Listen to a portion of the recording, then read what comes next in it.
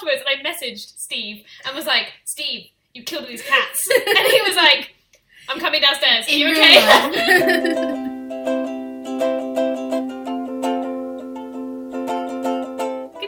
I don't know if it's the evening when you're listening to this, but it definitely is the evening when we're recording this. It is indeed. So, hi.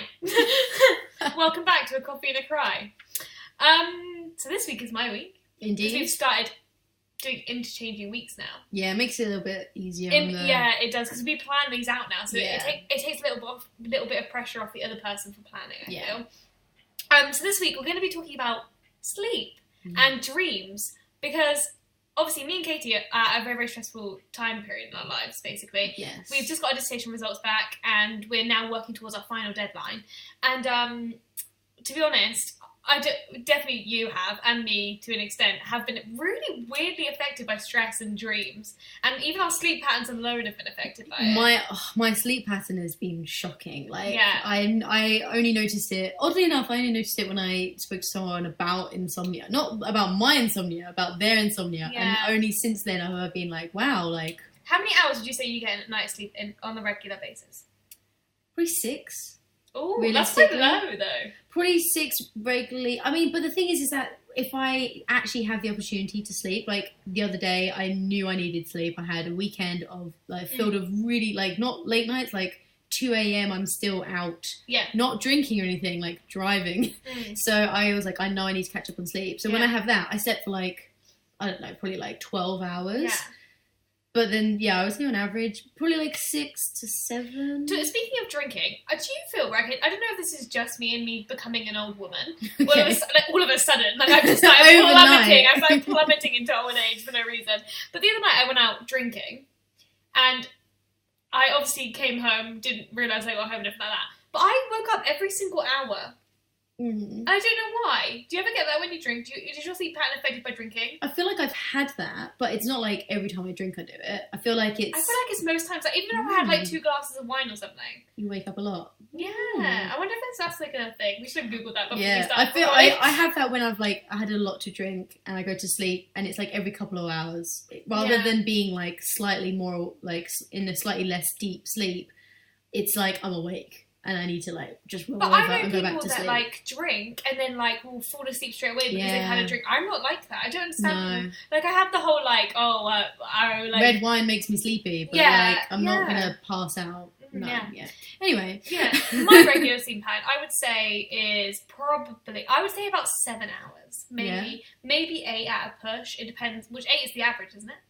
I think it's more like 8 is recommended. Yeah, well, they say you need at least 8 hours of sleep a night. But, like, realistically, I personally think it's, like, whatever your body needs. If you don't need 8 hours of sleep, then, you know...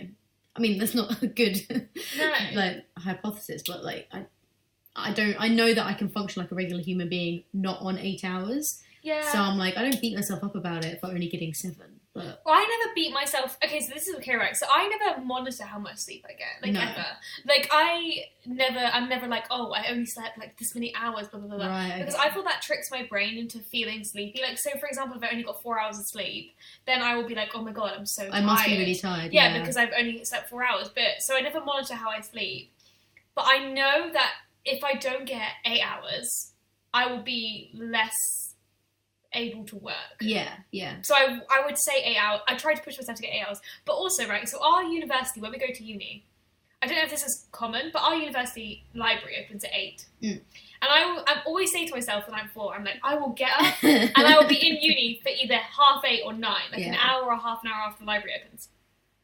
What I always forget is that in order to get up that early, I need to go to bed early. Yeah. And that's so the preparation actually starts the night before. Yeah. I will set my alarm for 7:30 to wake up and like get in within the hour.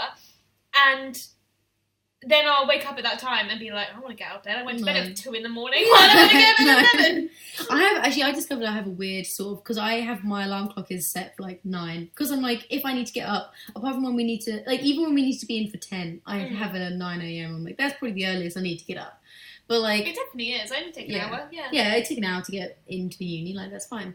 But the thing is, it was really annoying, well not annoying, but like, so if Jack calls me in the morning before he goes to work, that means that he has to call me well before 9:15 because he starts work at 9:15. So then if he calls me and we talk on the phone for a little bit before he starts work or something, I then go back to sleep or like doze in bed or something. Then my alarm will go off and I'm like, I can sleep for a little bit longer because Jack called me and I didn't get that 15 minutes. That's so not now how I that sleep. works. That's And not how that's so bad because then I'll end up staying in bed until like 10 rather than like the 15-minute phone call. It'll be like, yeah, I can get away with this. Jack woke me up really early, so that's not. So how do you think stress affects your sleeping pattern? I think, well, for me, I know I'm just like my mum in the fact that if I'm worrying about something, sleep is the first thing that gets affected. Because it's not like I'm doing anything. I'm just lying in bed worrying. I'm just thinking about things. And it's not necessarily like really big worries. It's sometimes really mundane stuff. Like I had some paperwork I had to fill out and I said, it's quite a lot to fill out. I'll leave it for the weekend when I can really take time over it. And I'm lying in bed planning out what I'm going to write, even though I specifically left it for the weekend so I can think about it. And it's sort of like, it's not urgent paperwork, anything like that. It's just sort of like, I need to do it. I should, dedicate some time. And for some reason my brain's like, when you're sleeping, yes, this is good time to be thinking. Time. So that's where my main like effect of sleep is like, if I was worrying about university and that affected my sleep, I don't think I would have got a wink in the last year. But like, it's sort of, it's little things that build up and then I'm lying in bed and they all come to my mind and I just think about them. And I just spend all that time thinking instead of trying to sleep, and it's infuriating. For me, sleeping, like stress is affected by sleeping schedule, meaning that I wake up earlier. Oh, really? Yeah, so I'll like wake up at 7:30 and it will be like just like becoming light outside because it's winter, and I'll be like, I'm too anxious to go back to sleep. I can't go back to sleep. I'm too stressed. Yeah. So I usually go on a run. Is what I've started doing. But only recently have I started doing that. Before now, have I not been that healthy of a human being? I've just started doing it because I wake up with too much anxious energy. Yeah. And like obviously because all our deadlines and stuff are like literally incoming now. Yeah. It's just easier. Yeah, I think because I did that for a while. I always felt like I would do a workout before bed, so that even if my brain's like buzzing, my body is exhausted, and so it does help. Yeah. But like the biggest thing I have is the whole you have 3-hour cycles. Yeah. So that's why I was talking with Jack and a friend about this the other day. Was that so? If you say you're meant to go to bed at like 10. So 10, 11, 12 is the next time you'll get sleepy. Your body will like reproduce the hormone being like, okay, time for bed again. And then if you miss that 12 o'clock, 1, 2, 3 is the next window. Oh, no, I have heard that. You sleep in 3 hours exactly. schedules. So then you have... So it's healthier for you to get 3 hours sleep than 4 hours sleep. Exactly. Yeah. Or like 1 hour sleep doesn't really do much for you. You might as well get 3. Yeah. So, and then if you miss the 3 o'clock window, 4, 5, 6. Like, so for me, I've discovered... Like, that's, like, the biggest thing. Even if it's just, like, a placebo effect on my brain. If it's, like, midnight, I'm like, I'm not tired anymore because I missed that window. Like, if I go through to 1 a.m., I have to wait till 3, which is it's really unhealthy. Yeah. But, like, it's just the fact that it's, like, oh, yeah, that's the next part of the cycle. And I really do feel it sometimes. Like, it'll be 1 in the morning, and I'm like, I should be really tired, but I'm not. And then I get to 3, and I'm like, boom, like, sleep is now. So that's my like real big struggle is that I keep doing that, and I should just go to bed at 10 like a regular human. Another thing I've discovered, which I was talking to Jack about this the other night because I don't know if you have this, but it's a real struggle for me.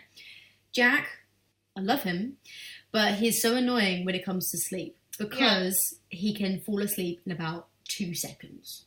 No matter where he is, no matter what time it is, if he decides he's going to sleep, he can just fall asleep. Yeah. And I'm like, I try to explain to him how, for me, as like, maybe not a regular human being, or maybe as a regular human being, I can't just go to sleep. No. And I have to like wind down. I have to get really comfortable, get the exact temperature, get all my pillows right. And even then, if I'm worrying about saying I lie in bed for another 2 hours. And like, he just doesn't understand he just collapses. And he'll just pass out. And even if I'm like, stay up with me because I can't sleep, he'll be dead to the world. Don't you think that it's because he works and you don't work? So for him, he's got a set schedule. Well, I know that for a fact that he is one of those people that if he doesn't get 8 hours of sleep, at least a night, he does not function at all. He doesn't go into like survival, I need to, function. He'll have to get 8 hours. Yeah. Or it's just like, call it quits. And I was trying to explain to him how lucky he was that he could just fall asleep. He's just, I'm tired, I'll just go to sleep. And I'm like, and I'm just lying there whilst he's fast asleep, dreaming, and I'm just lying awake like, I wish I was also asleep. It's proven that men don't overthink as much as women. No, of course So not. Obviously they're going to fall asleep. But then I think I heard on the radio or something, maybe it was a BBC thing, that there was a study that women need more sleep than men. Yeah, of course they do. And it's like, well, why can't I get more sleep? We have more hormones going through our body. I feel like our bodies are working much harder. Yeah, no, definitely. So it makes sense that we need more sleep. Similar to like teenagers needing more sleep because they're growing. Yeah, we have a set schedule in our body, whereas men don't necessarily have, because obviously we have menstrual cycle and everything, because our body is constantly preparing to reproduce. So that's why that is. It's exhausting. Yes, it is. Which kind of leads me on. Leads me on to our weekly book club. Oh yes. What are you reading this week? Oh man, okay. It's not a positive one. It's not a positive one. So for my FMP, for my final major project, obviously, like on creative writing, you have to read a lot of literature around your subjects and stuff. One of the books I've had the joy of glancing, is Pillow Thoughts by Courtney Pepernell. I do quite like the last name. Yeah, quite I wouldn't cute mind last name. But, like, okay, so Pillow Thoughts is... I want to say she's another Instagram poet. I think she is. Following the Rupi Kaya theme. Yeah. But it's terrible. Like, it's so... It looks cute. It's got little jellyfish on the front. Yeah. And it's kind of cute. And it's separated into similar sort of chapters of, you know, like, the growing. It is not the growing, but it's, like, falling in love, falling out of love, all of this sort of stuff. But actually, it's terrible. Like, it's a really, really bad... poetry book, and it's sort of one of those things where Rupi Kaya did it, so why can't I do it? Get published, and it's sort of like, I kind of see what she's going for in the fact that it's another personal kind of memoir through poetry and illustration, very meaningful, all of this about love and heartbreak and mental health and stuff, but all in all, it like reads real like marketing. I feel like the selling point is almost the like stark black cover, like Milk and Honey, and the illustration on the front, and then actually reading it, the illustrations get worse and worse. Yeah, it just sort of, you know, it started off as a good idea, maybe on page 1, and then it just got worse. I don't get the jellyfish. Why is there a jellyfish? I don't know why there's jellyfish. Because the word pillow thoughts doesn't bring jellyfish to my mind. No, I think it's like dreams and sleep and stuff. No, there was a reason. There was a reason. What, for the jellyfish? Yeah. I don't know. I don't remember. I don't have it here. It's in the other room. No, that's... Oh, wow, it is right here. Look, we have it right here. We have it right here. Let's find the reason for the jellyfish. Yeah, well, it says it's something... Oh, look, the chapter's like, if you're dreaming of someone, and it's like 2 jellyfish. There's one where they're like 2 jellyfish that make a little love heart with their tentacles. If you're sad, and there's an umbrella. And it's things like that, and it's just sort of a bit... I don't know, a bit shallow. It feels shallow. The ending, just to let everyone know what I'm... viewing with my eyes, the bottom says, make a cup of tea and let yourself feel. Ooh, mate. Yeah, it's just not a good marketing tool for anyone. Well, no, it just is a marketing tool. It's just like, I'm so deep and meaningful, when actually... I have, like, nothing against minimalistic poetry. Like, I actually quite enjoy minimalistic poetry because it takes away the whole thinking process behind really complex poetry. Yeah. But I'm also... just not down. Like, Milk and Honey, I really, really enjoyed. I didn't like her second book as much, The Sun and Her Flowers. Because I feel like it was just like a moneymaker. Let's do this again, yeah. And also, the first one was based on her own experiences, Rupi Kaya I'm talking about. Yeah. And the second one was based on other people's experiences, but she never said that originally, so it got really confusing what she had been through and what she hadn't been through. Yeah. So that's why it made me feel like it was a marketing tool. Yeah. But the first one I really, really enjoyed, and I love minimalistic poetry, and I love... because to me, as a young woman who spends a lot of time on social media, seeing little bits of poetry on my newsfeed is lovely, and I like reading people's like deep thoughts and stuff put into like... I feel like there's a certain art to it. Yeah, yeah. But like the Pillow Thoughts is not something... I'm gonna read the first poem. Go on, because dramatic reading. I'm not gonna do dramatic reading, and I'll probably mess it up, but it's something. Mm-hmm. So the first poem is: before we begin, I'd like to share a story. Once upon a time, there was a jellyfish. We'll call it you. You became lost sometimes. You could be a little unsure. You tried very hard, but sometimes it didn't feel like enough. I hate to spoil the ending, but you is fine. You is still here. You is going to make it. Wow. Not a fan. Yeah, I think that sums it up quite well, actually. Shocking. Anyway, what are you reading? Okay, so this is not something I have read it this week, but I usually read it, basically. And it kind of relates to our whole sleep theme. Yes. Because I've been looking at a dream Bible recently, which I know sounds very, very hippie and very out there.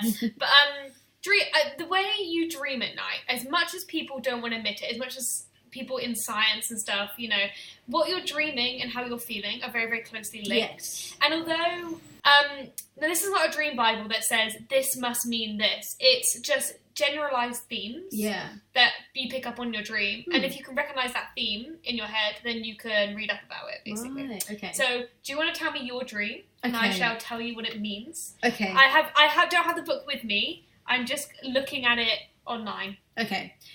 So my dream that I've chosen to talk about is actually a really, really old dream. Like, the reason I remember it is because I told my sister about it. I think because she was doing a project about dreams in school and she needed an example. So I was like, I have one. So it's like, this dream is an old dream, but I still remember it to this day. And basically the dream is that I'm in a ice landscape, like it's quite hilly and there's trees, like pine trees. And there's also like the ice like that I'm standing on stops and there's like water. And in the water is the creatures, like alligator creatures from Ice Age 3, Dawn of the Dinosaurs.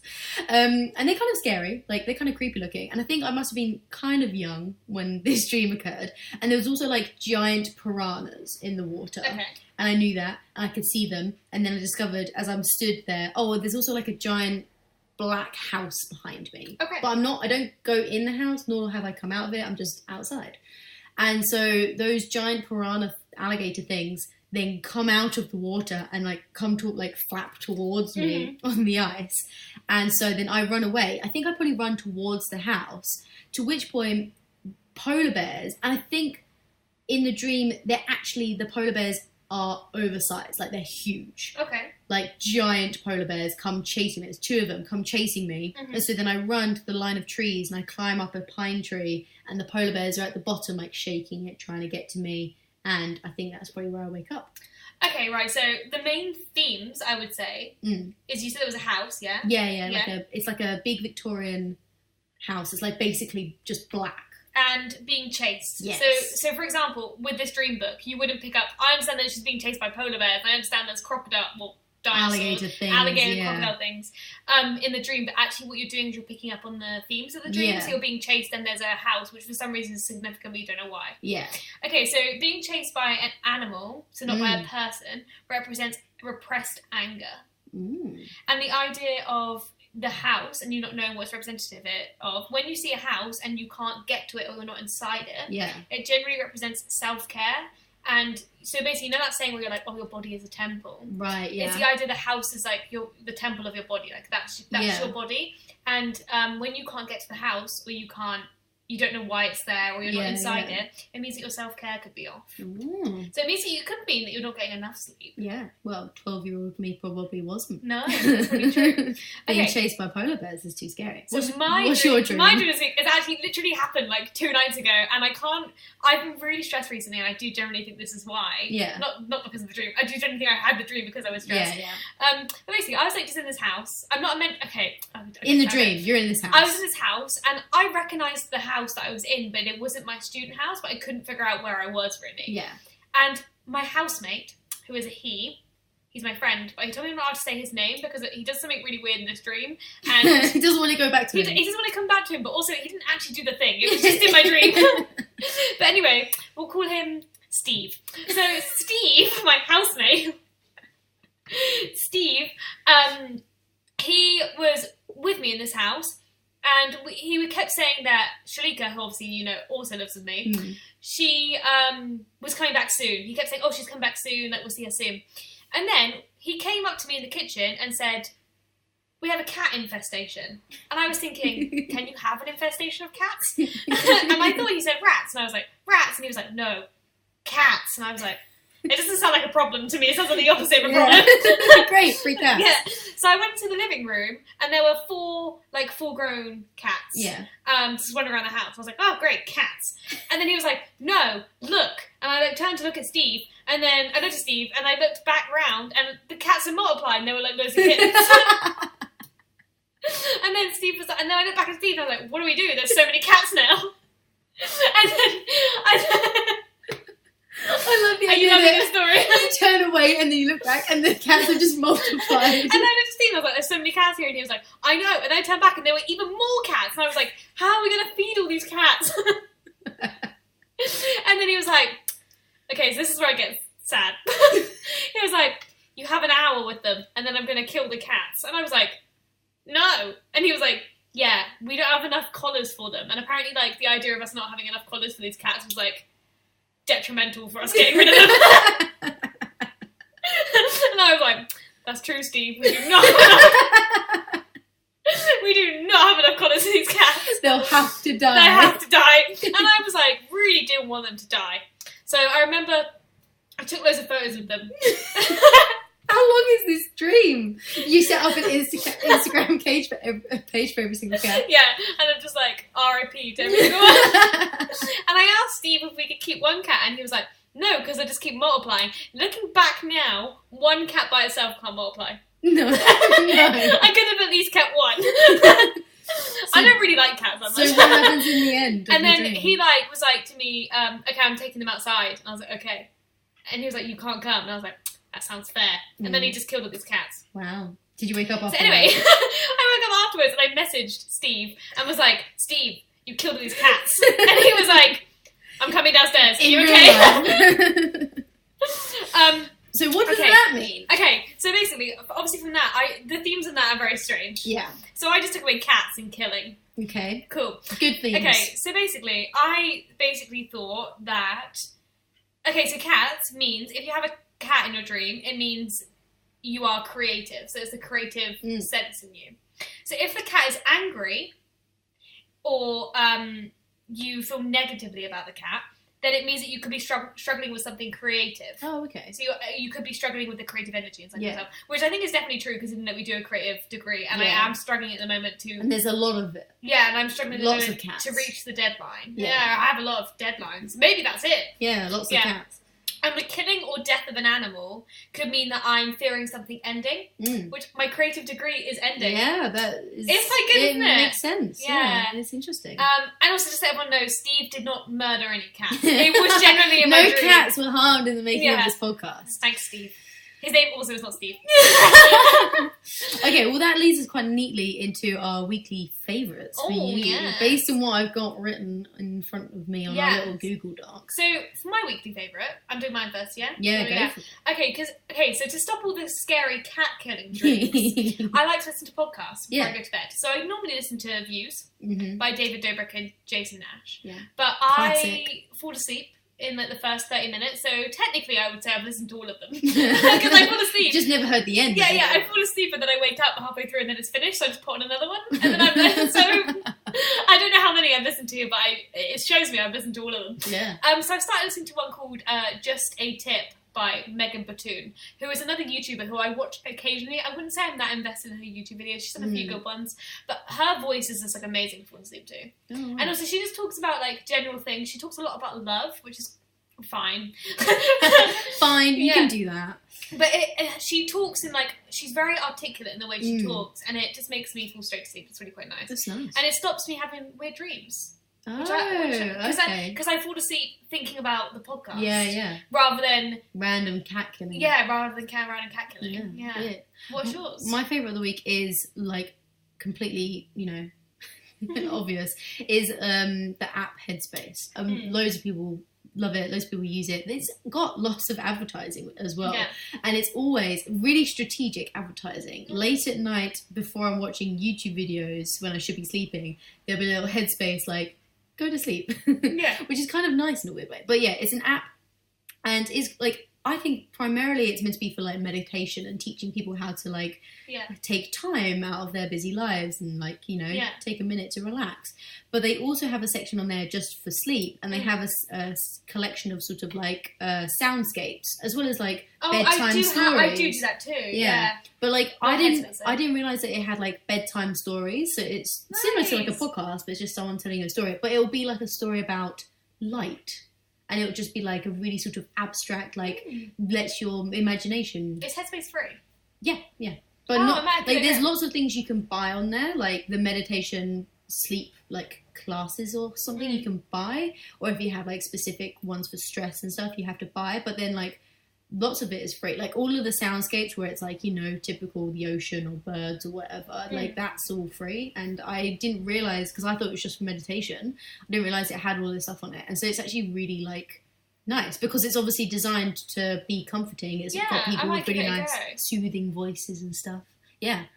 That leads us quite neatly into my weekly annoyance, which is typical, is my inability to sleep like for solid amounts of time. And the thing is that it's not due to my like lack of trying, which is the worst part of it. Like, and it's only since becoming so stressed with university that obviously it's gotten worse. And it's just one of those things where you're lying there and it's so simple. Like I literally sleep half of my life. How come I can't do it right now? Literally. So that like really boring weekly annoyance, but it's just, it has increased a lot over the last few days. So I have a bit of a story behind my weekly annoyance. Okay, go on. So I'm going to tell the full story because we have time. Okay, because we got a lot of editing out to do this anyway. We've stopped a lot today. It's been a long day. It has been a long day. So basically, a couple of years ago, about a year ago, I was working in a kennels and I got pulled over by a dog. And I really hurt my knee, and I never got it checked out. Don't know why. Don't do it, kids. Honestly, just anything that just hurts. Just go to the doctor. The NHS is good. You'll get old, and then it hurts. And so basically, now whenever I sleep, which again, this relates back to sleep, because everything does at the moment, whenever I sleep weird on my knee, the next day I wake up and I feel like I only have one leg. Wow. I feel like the other leg's asleep forever. Wow. Like, so that's basically, I kind of like, so I don't know if you know what lucid dreaming is. No, not at all. So I'm going to explain what it is. So basically, it's when like the dreamer is aware they're dreaming, so they can gain control over some of the dreaming. So you know that like period where I don't know if it's just the period what happens to you, but I wake up like for something, and then I'll try to go back to sleep, and my lucid dreaming happens in that period because I'm like half asleep, half awake. Oh no, I do have that. Yeah. I often have it in nightmares, which I'm really impressed with because it's where I'm like, change this. I know it's going bad route, like change this now. So I normally have it where I've been asleep for a while, the dream turns like, you know, a slightly bad way, and then I'm lucid dreaming where I'm trying to change it. That makes sense. And then if it continues to go bad, I wake myself up. That's normally how it ends. Is that I'm in the dream and I'm like, you got to get up because I don't want to see these giant spiders anymore. Yeah. Like that's normally how it ends. That's also my biggest fear. That's why I have lots of nightmares with spiders. With lucid dreaming, you do move around a lot. Oh. And that's why, like, okay, so for example, right, so there are, like, you sleep, there is one way that you sleep specifically, can't say that word, that will get you to sleep the fastest for your own body clock. Okay. But you don't know, not everyone necessarily knows what it is. Yeah. So I don't think I know what mine is. No, I would imagine it's hard to find out. So lucid dreaming usually flips you out of your normal...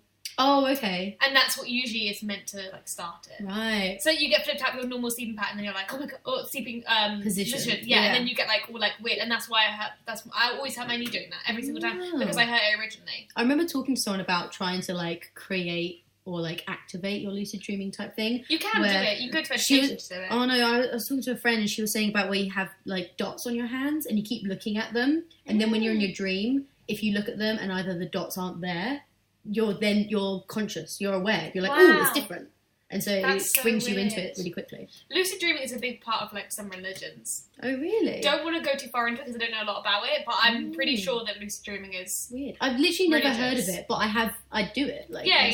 Interesting. Most people do, and I think people think that it's not common. I think people think that it's like a skill to have. Yeah. But, like, newsflash, most people do lucid dream. Yeah. But this kind of leads us into our news to us segment. Something happened in the news this week, something scary or something bleak. We're gonna talk about it, what's the fuss? At the end of the day, it's news to us. So recently, the Air Force has funded some smart pyjamas. Ooh, smart pyjamas. Yes. It sounds very They sound very smart. Yeah, they sound very sophisticated. Genius pyjamas. Okay. So it sounds like something that Apple made. Like with the Genius bar? Yeah. Eye pyjamas. Eye pyjamas. Yeah. Anyway, it's made by the Air Force, We've tried so many times to record this one bit. I know, I don't know why we're finding it so funny. Okay, so basically, when you go to the doctors, yeah, you don't always know, when they ask you the question, how are you sleeping at night, you don't always know the answer. No, because you're asleep. Yeah, because you're asleep, but you can give them like a rough estimate of like, oh, I slept 4 hours this night, but I keep waking up, stuff like that. But in reality, when you're stressed and you're sleeping, you don't, like your breathing gets heightened, the more blood gets put around your body, you get more sweaty, you know what I mean? Like, you don't know how you're sleeping. And when you're sleeping like that, it's not necessarily a restful sleep. Yeah. So your body isn't getting all the relaxation it needs. Yeah.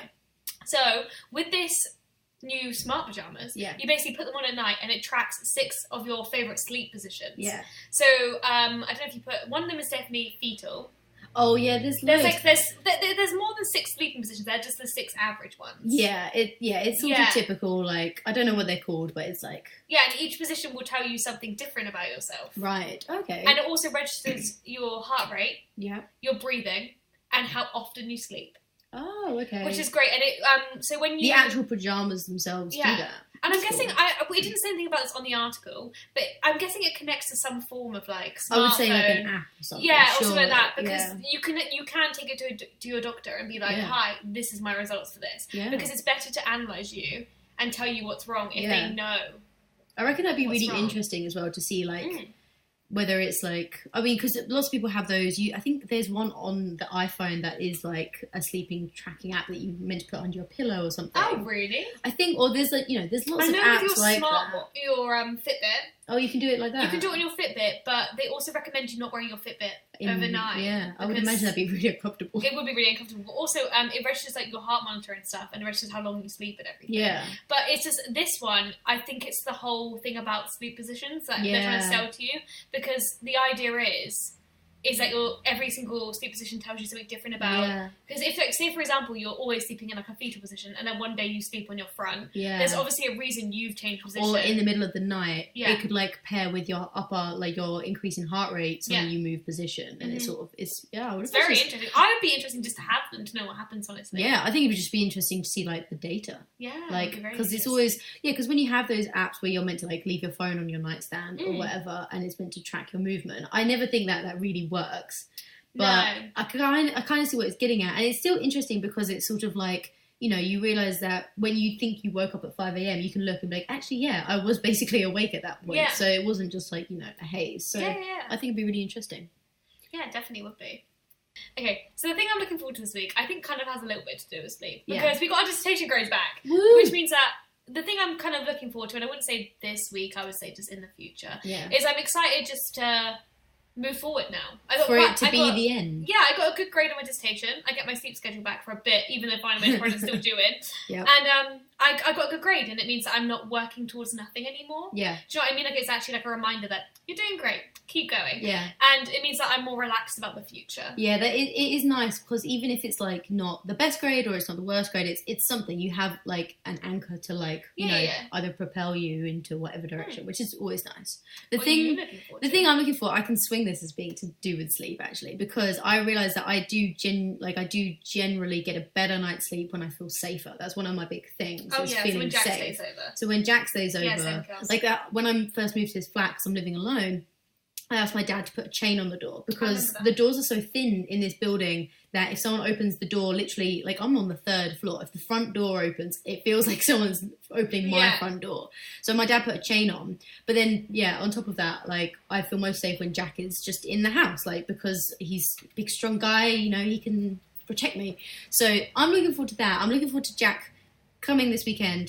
Anyway, thank you so much for tuning in. Hopefully this will be up Friday. We have switched, I don't know if you need to know this information, but we have switched providers. So we're hoping now we're going to be on Apple Podcasts. Yep. It might take a while to go up, and we now have a YouTube channel. We do. So check us out on everything. We're getting out everywhere. We're obviously on Spotify as normal, so check us out every Friday. Thank you for listening.